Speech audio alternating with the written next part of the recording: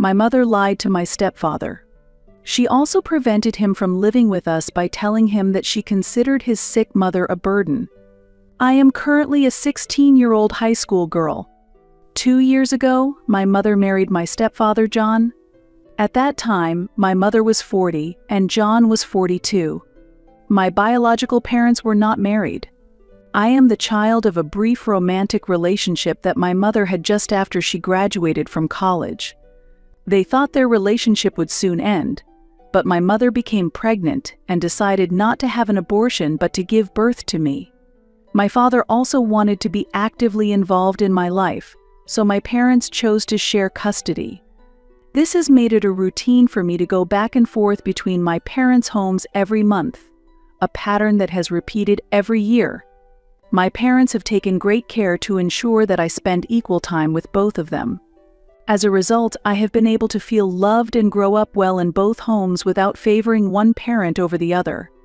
I am truly grateful that my mother and father consider my happiness and emotional stability their top priority and are doing their best for me. I am especially grateful that my parents chose to live in the same city for my sake. This decision has allowed me to move between my parents' homes without unnecessary travel time or stress, enabling me to lead a smooth daily life. However, I recently learned that my parents have given up their dreams and possibilities many times. They chose to live close to each other to cherish the environment in which I was growing up, and as a result, they compromised their careers.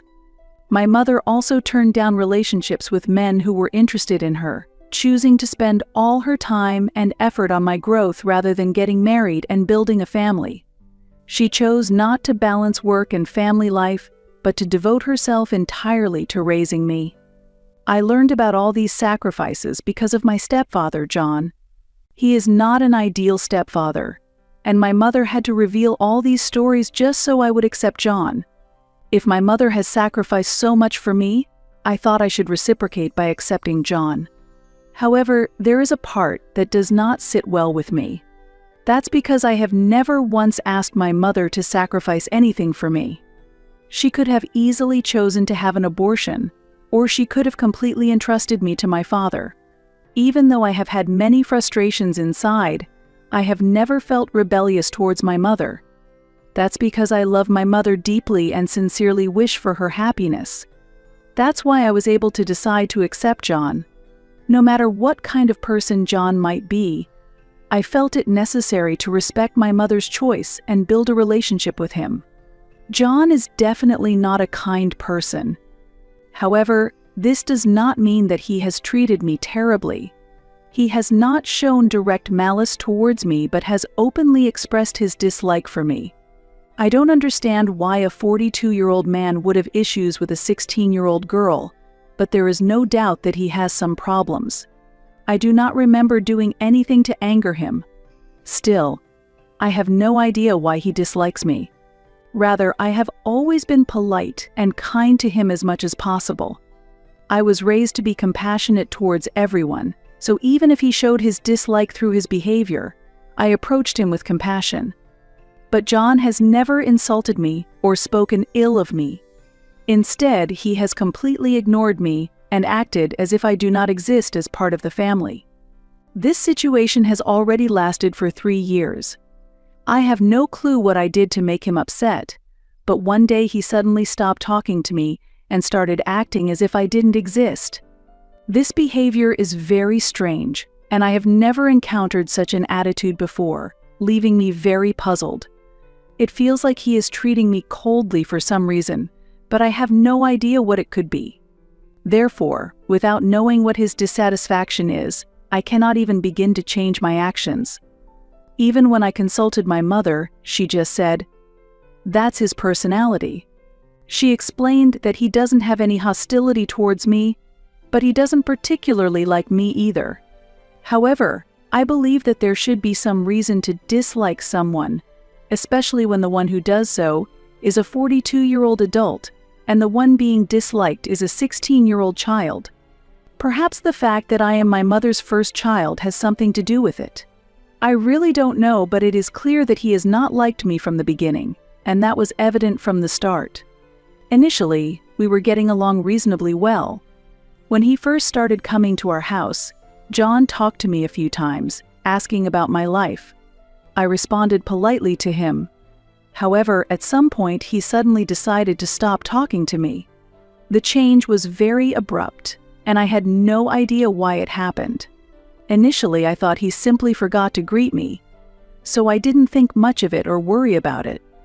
But as it happened repeatedly, it became harder to overlook, and I eventually asked my mother if I had done something to upset him. He continued to act as if I didn't exist, deliberately turning his face away whenever I entered the living room or the room he was in. My mother did not give me a clear answer. She simply said, "He's just trying to get used to having you around all the time." She also explained, he's never dated a woman with children before, so he might be struggling to adapt to that situation. But I couldn't easily believe her words. This is because I knew that John had 2 sons, aged 15 and 12, who lost their mother in an accident right after their younger brother was born. In fact, it wasn't true that I was always at home. As I mentioned before, I lived at my father's house every month. Yet this situation continued for several months, and after a year of strange distance, I came to understand that this was just his personality and accepted that he would no longer talk to me. A few months after he proposed to my mother and they got married, John moved in with his sons to my mother's house. This was despite the fact that I had only met his children a few times before they moved in. Surprisingly, they were also told by their father not to talk to me. This situation was truly abnormal, and I don't know how I managed to endure it for years. Before the marriage, John and my mother lived separately. This was because John's mother was seriously ill and living in his house. However, after the marriage, John decided to move his mother to his sister's house. His sister took over caring for their mother. Afterward, John moved in with his children to our house.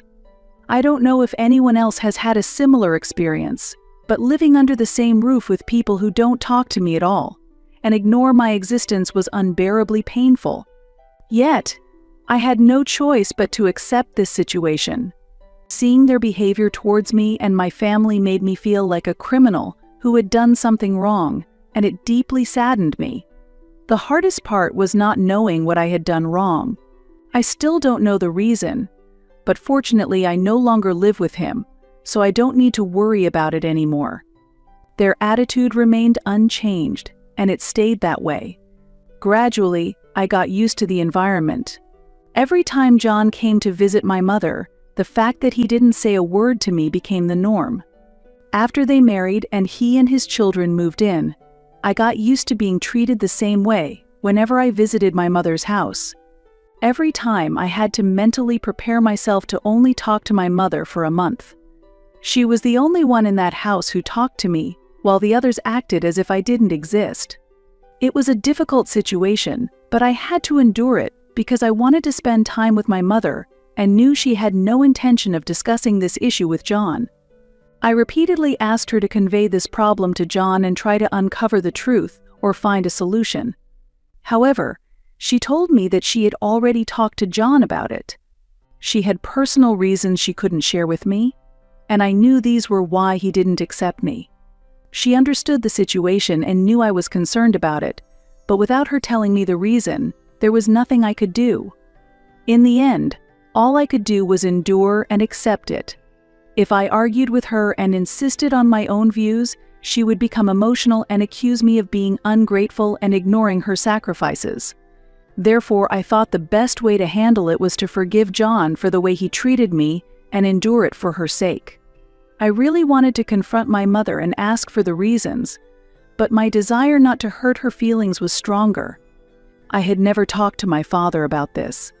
If he knew, I thought he would become very angry and blame my mother. They are people with completely different viewpoints, and they had completely different opinions on how to raise me, so they often argued and clashed over trivial matters. But if my father found out about such a big problem, I thought he would try to take full custody or take even more drastic action. I didn't want to increase any more conflicts between them, so I didn't tell my father anything and pretended that my relationship with my mother and her new family was going well. My mother and John had lived together for a year before they got married, and it has been 2 years since the marriage, so I have been enduring this situation for 3 years. However, I recently reached my limit with this situation and was mentally and physically exhausted. I felt cornered and could no longer endure it. Last month, when I went to my mother's house, John and his children ignored me as usual. At that time, I was also having trouble with my school friends and was feeling very mentally unstable. 2 weeks ago, I noticed the house was completely silent one morning, and I felt utterly helpless. Everything had been normal the night before. Everyone was having their own conversations at home, and I felt ignored, but no one had mentioned any plans to go out. However, when I woke up the next morning and realized that there was no one else at home, I immediately called my mother to check. I was completely confused about the situation, but fortunately, my mother answered the phone. When I asked what she was doing, she told me that she had gone on a 1-week short trip with John and the kids and wanted me to stay at home. I thought it was strange that I, who had no school during summer vacation and no need to go anywhere, was left alone at home to monitor the house's safety. I was not satisfied with that arrangement and told my mother that I could not stay at home all day. If she wanted me to do so, we could simply enhance the home's security. I was also upset that they had left without telling me about their plans. They left me alone at home without giving me any time to accept the situation. Being a high school student, they probably thought I would just say yes and prefer to be home alone. I could have invited friends over and had a few days of fun, but I was just too upset to feel like doing anything. I was deeply hurt by how poorly my mother treated me. At that time, I was also fighting with my friends, so I couldn't invite anyone over, and it was the worst situation in every aspect. I told my mother that I wanted a proper apology for what she had done.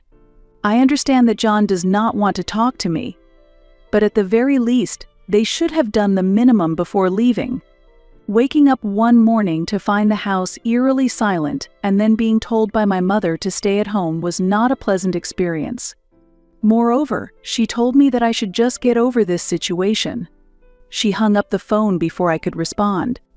Even when I called back, she did not answer, and she texted me that she would call me when they arrived at the hotel because they were enjoying the trip. I was so upset that I decided to leave the house. I knew no one would be home, but I couldn't care less. I tried to call my mother to tell her I was leaving, but she didn't answer, and it immediately went to voicemail. So I locked the house and placed the keys under the pot as my mother usually does when she goes out. Then, I headed to my father's house and decided to live with him for a while. When I arrived at my father's house, he was surprised that I had returned so early.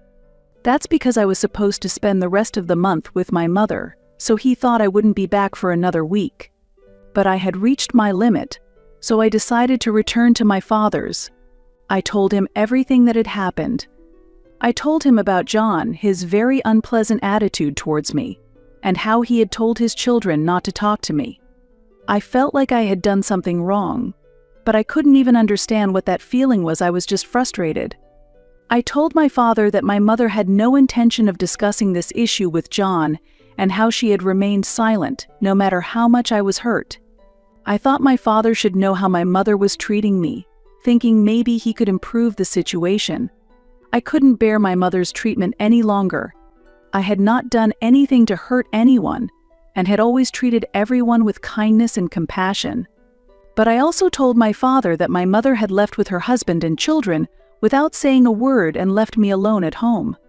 After finishing the story, tears streamed down my face. I hadn't realized how much it had weighed on my heart these past few years. Everything had changed since my mother started dating John, even though I had been spending time normally with her before that. Everything was different from before, and I felt like I was of no importance to my mother, which was really hard to accept. What was strange afterward was that my mother made no attempt to contact me. She could have at least contacted her daughter, who was left alone at home while she was on a trip with her new family, but she did not do that. I was deeply hurt by her actions, but after confiding everything to my father, I felt a little relieved and decided to stop worrying about them.